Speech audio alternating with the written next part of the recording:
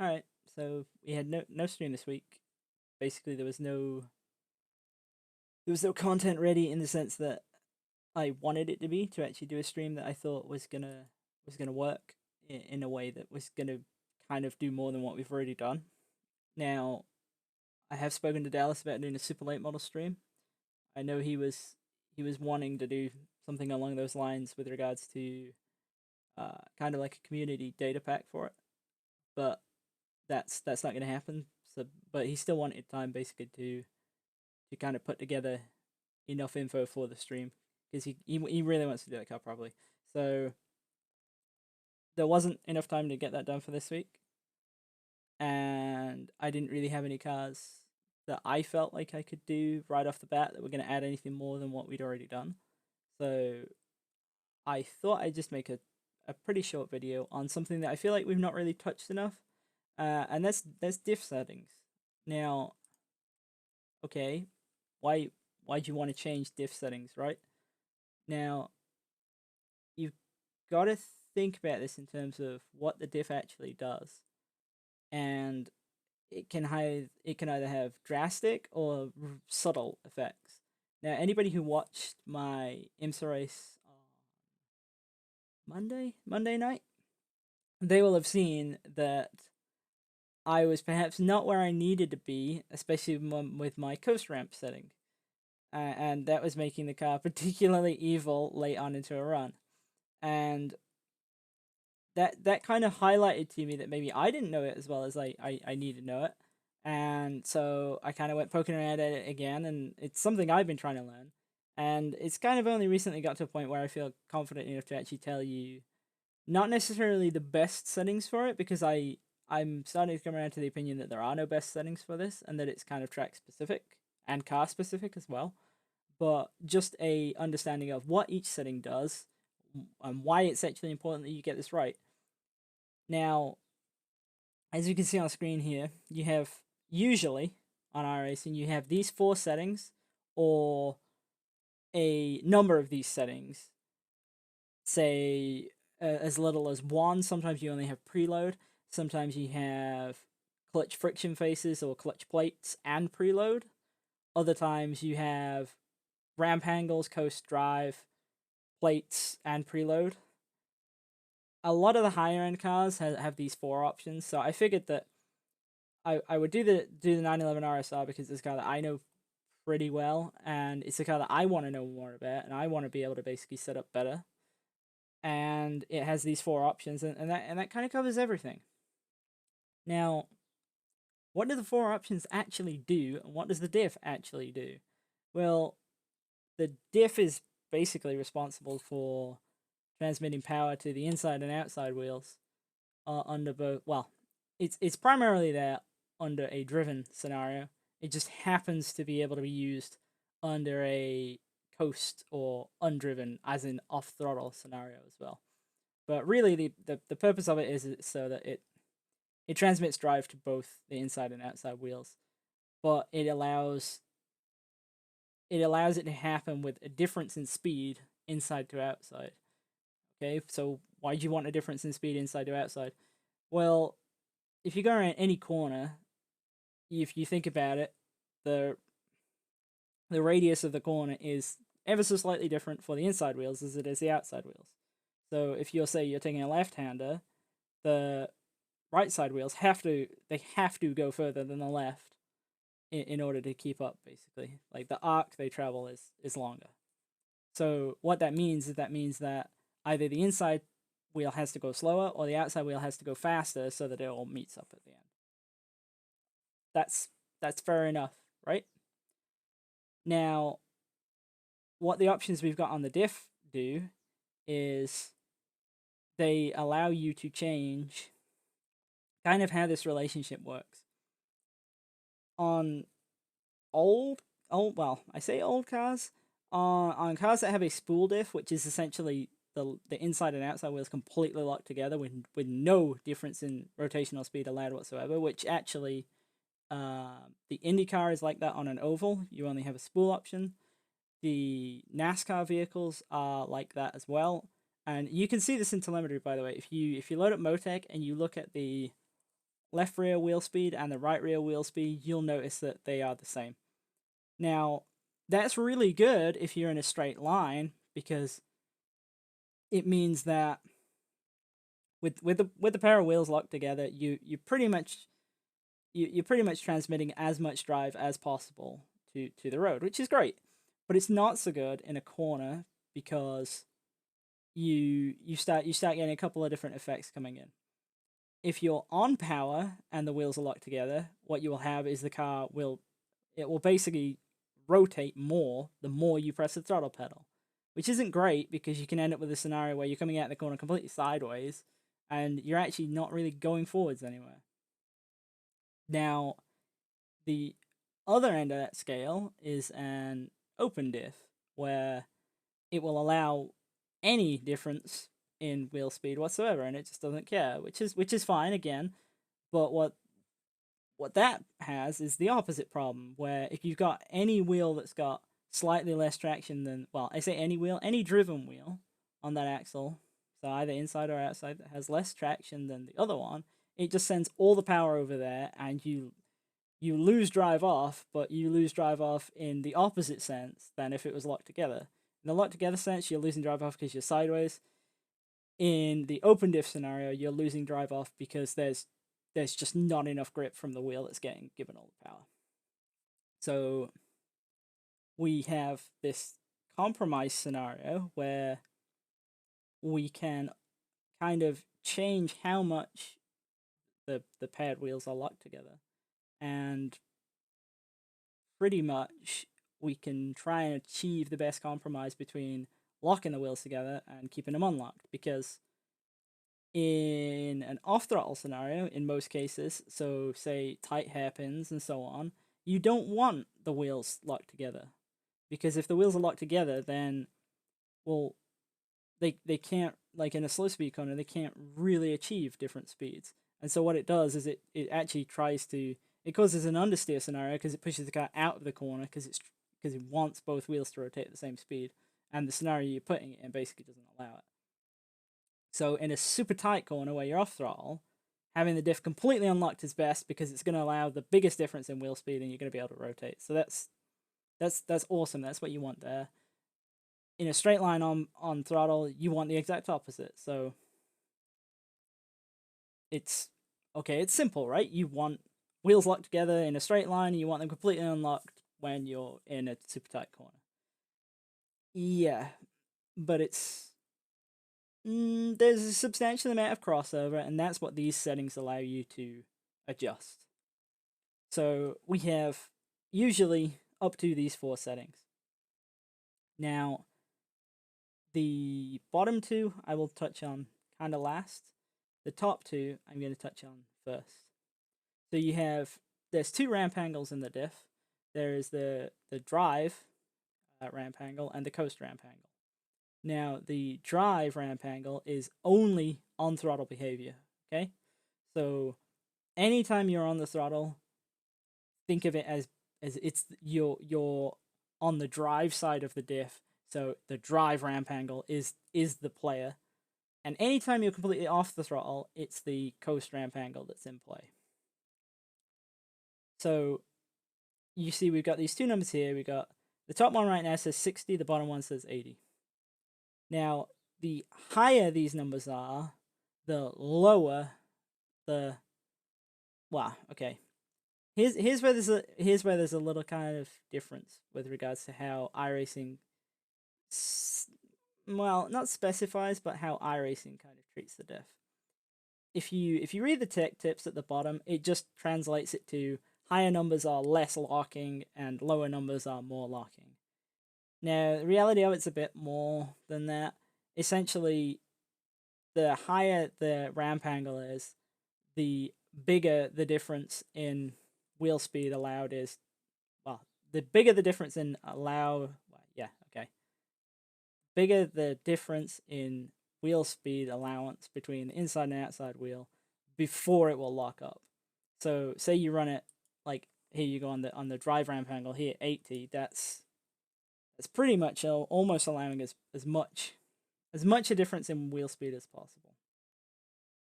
Now you'll also see that usually limited to a certain range.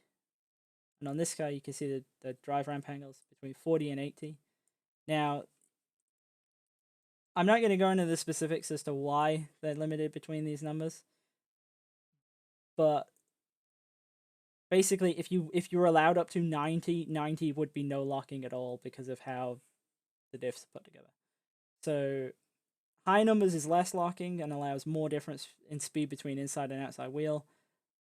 Lower numbers is more locking and allows a smaller difference. So it will try and tie the wheels together when the diff sees a difference in wheel speed. The smaller, basically the higher the ramp angle number is, the bigger that difference can be. And an easy way of just treating it is that higher numbers is less locking, lower numbers is more locking. Then you have two more settings after that.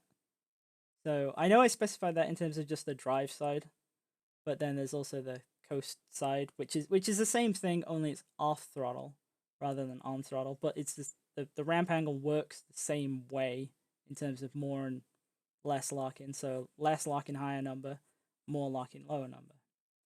Now, the important consideration to make here is that the effect is inverse on drive and coast, okay? So the more locking you have on drive, the more oversteer you will have, because when you get on the power, it will try and hook the car around, okay?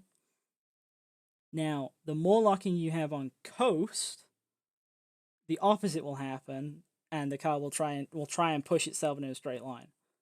So the effects are opposite. Basically, more locking on the drive side is more oversteer. More locking on the coast side is more understeer.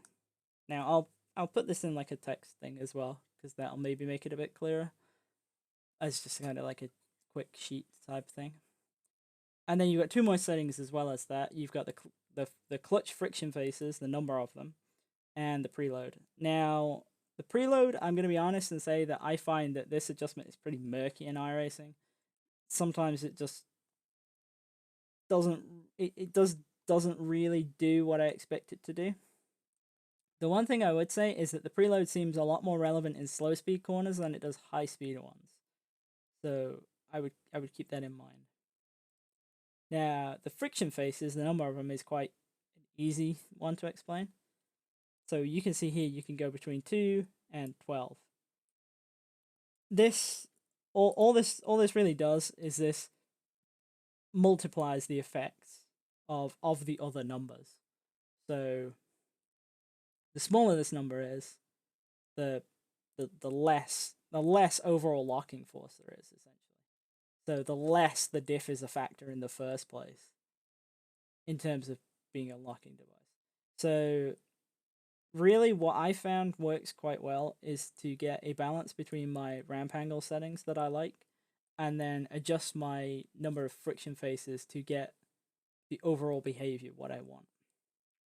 So you use the ramp angles to kind of get the balance you want, and then you use the friction face multiplier to get overall locking effect. And that's kind of like, it's all kind of experimentation, because it is all dependent on track, and it's dependent on what's more important for that specific track. As I was saying, the preload number seems to make more of a difference in slow speed corners. I really don't know why that is. If somebody can explain that to me, that would be great. For me personally, I've found running at high preload numbers works better for me. So right now you can see that this is maxed, but what I will do is I will give you an example now where I show going through all the settings. So the first run we're going to do is set up like this, and I'm going to treat this as being our drive ramp angle max, because this is 80. So I'm only going to do one lap out of the pits, and the reason for that will become pretty clear. The effects are kind of obvious right away off the bat.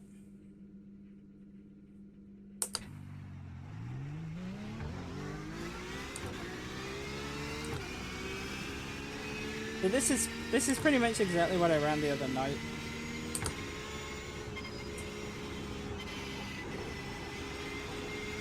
Where I noticed I had that problem when I was lifting off the throttle late in the run. You can see that the on-throttle behavior is quite nice. There's not really any oversteer, and the car actually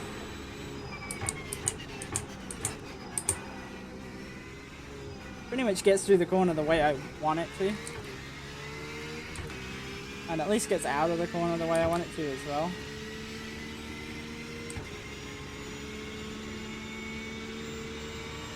I also fixed the gear, by the way, so if anybody does race this setup, you won't be topping out into this path.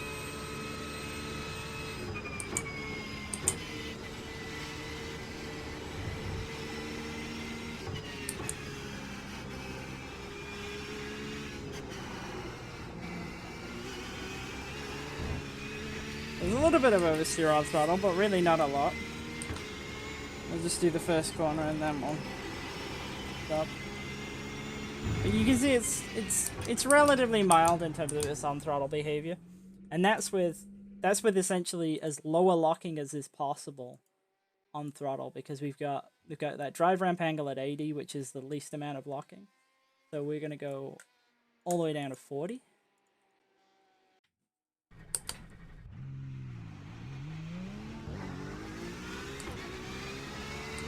We're gonna go again. So this is now the most amount of lock-in via the ramp angle.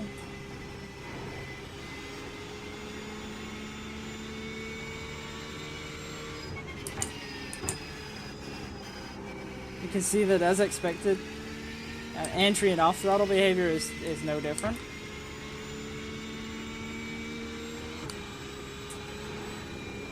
But you can see through there, now the car wants to track a much tighter line when we're at full throttle. As before, you could see it went pretty much to the outside of the corner, whereas there it did the opposite and it wanted to really hook us around the corner. And we'll hopefully see a similar effect up through this next section too.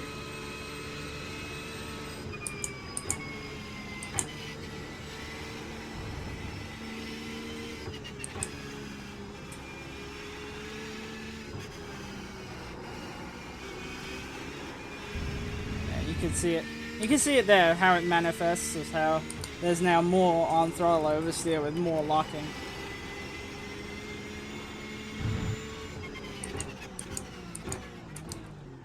I don't know how clear this comes through on a video, but it feels pretty clear to me, and I think it'll feel pretty clear to you as well if you try it. So I'm going to now reset that back. You can see we're back at 60, 82, and 200. Now, we can go slightly higher on the diff coast ramp angle, but we're only 10 degrees away from max, so I'm just going to treat kind of our first run as our baseline for that. But now I'm going to drop it all the way down to 30.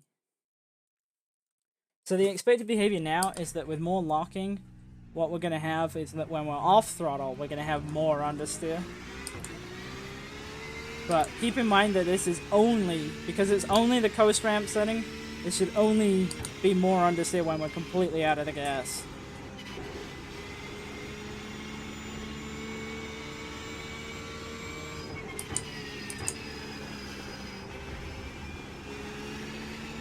And you can see there is a little bit lazier through that corner. Not too bad actually though.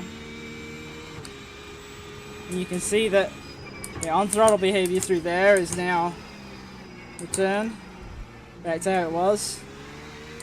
And through the must happen section, you can see that the nose was kind of pushing further outwards when I was off the gas.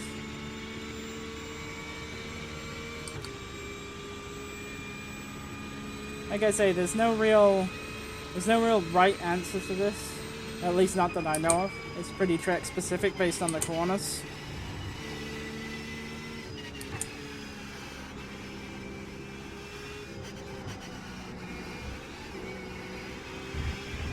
But to me, the car feels noticeably lazier on corner entry, especially when I'm completely out of the throttle.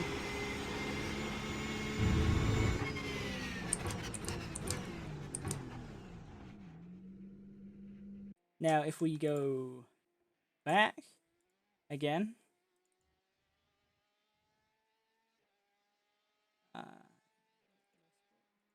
now what we're going to do is we're going to go back to our original setting, but we're going to go from 2 clutch plates right up to 12. So what this should do is this should generally increase the amount of locking we have, because the number of clutch plates acts like a multiplier. And what we should now have is we should have both more understeer off throttle and more oversteer on throttle. So let's see.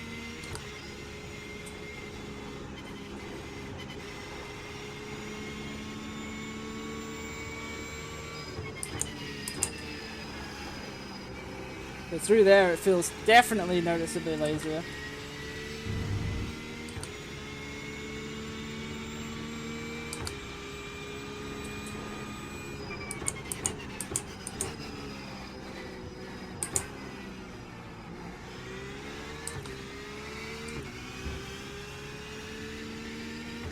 Felt like it maybe hooked up a little bit better on the exit there.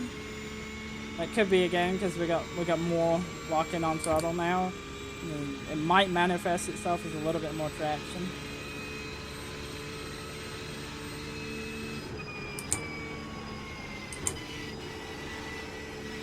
And you can see a little bit there when I tried to get back in the gas, the rear end came around. And again there.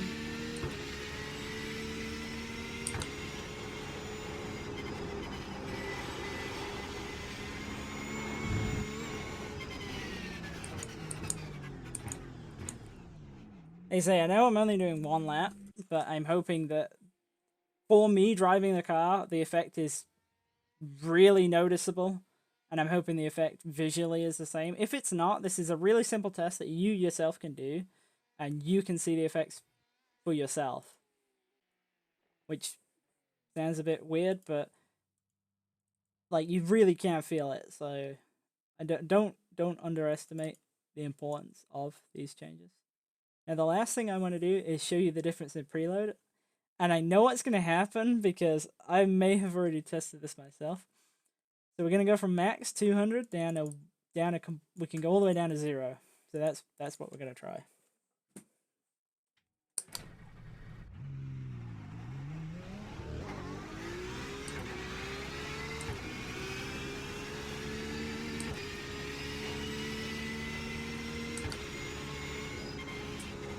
So like I said, the preload number is a little bit of a mystery to me, but I've noticed that it's more of an influence in slow speed corners. And actually, the other place I've noticed it's more of an influence is during the transition between on and off throttle.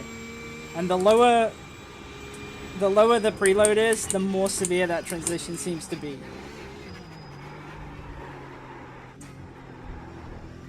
Now, I honestly did not feel like I drove that any differently than I did the previous 5 or 6 times we've done that corner.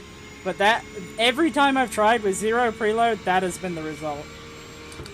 So, hopefully you can see that it does matter.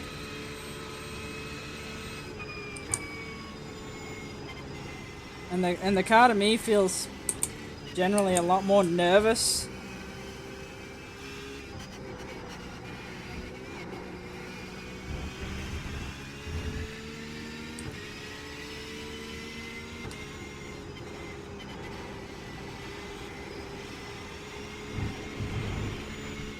And that's kind of how I've come to the conclusion that I actually like running a lot of preload in the diff. It seems to help with the transition between going on and off throttle. It doesn't have as big a swing when you go between the two. And it also seems to it definitely feels like it ties, well, the definition of what it's supposed to do is it's supposed to add like a static locking force that's always there that has to be overcome by a certain amount of torque to then basically get onto the normal kind of characteristics of the diff. But for me, it definitely manifests a lot in slow speed corners, and it manifests a lot in terms of drive off of corners. So I think it definitely is something that needs to be played with. I've had setups that work with no preload. I've had setups that work with max preload. I personally prefer running it at max. It just seems to work better for me. It makes the car feel more consistent, but it's something that you definitely should test yourself. Now, I know that was only a couple of laps, but I feel like it should have demonstrated what each setting did fairly clearly. If it didn't, like I say, seriously try it yourself. You saw how little time it took right there. And if you've got any questions on it, please feel free to ask. I will do what I can to explain. Like I say, this is probably one of the areas of the car that I understand relatively the least, but I am working on understanding more so that I can do things like this where I explain it and hopefully help others to understand it. And just to recap, so the two ramp angles essentially determines the bias in the behavior of the diff on and off throttle. So the coast ramp angle is only off throttle. If you have any throttle applied at all, it's on the drive ramp angle, not the coast ramp angle. So coast is completely off throttle. The higher the number you have on coast, the more I'm gonna say the more oversteer you have. It might not necessarily be oversteer, but you'll have lower locking, so there'll be the two driven wheels will be uncoupled the most, and so you'll have the most rotation. The lower that coast ramp angle number is, the less rotation you'll have when completely off throttle. Again, I feel like that manifests itself really clearly in slow speed corners. I feel like in Moss we could see it pretty clearly, the nose pushed wide. Now, the drive ramp angle is, again, the higher number you have, the less locking force you have, but the effect is now reversed for this. So the higher the ramp angle on the drive side, the less oversteer you will have on throttle. And the lower the drive ramp angle is, the more oversteer you'll have on throttle. And I feel like that was demonstrated very clearly with the downhill left-hander, where the time I went through there with I think it was a 40-degree drive ramp angle in there, the rear end kicked out and it definitely wanted to rotate more.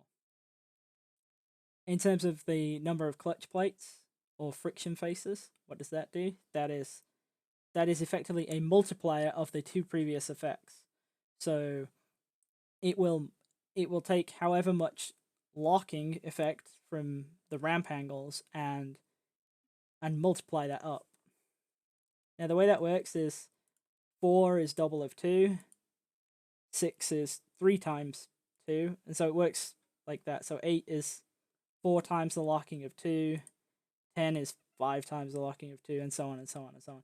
But remember, it's a multiplier, so the more you're going up, the less difference there is between each setting. So 2 to 4 is a double, and 6 compared with 4 is only 50% more than what you already had. So keep that in mind. And as you said on the preload, I can't describe with complete accuracy as to what's happening there, but as you saw, its effect is quite pronounced. It is a very big deal for me personally in terms of traction coming out of slow corners. It's a huge deal in slow corners, especially tight corners. And it just, the more you have of it for me personally, the better, because it ties it feels like it kind of ties the whole rear end and the diff together more, and that's a more stable feeling for me. Now, I appreciate that was a pretty short video, and that might have been a lot to take in, and there was probably a little bit of hazy clarity on certain things, but I hope it was helpful. If anybody has more questions, please let me know. I will try and put like a little write-up together with this video as well. So yeah, there will be a stream tomorrow on 4th of July. There is no super late model racing, but what I'm going to do instead is I'm going to do an NIS fixed race at Daytona. So there will be a stream for that if anybody's around. If you're not and you're at a 4th of July party or something like that, have a good one, and I will see you next Monday.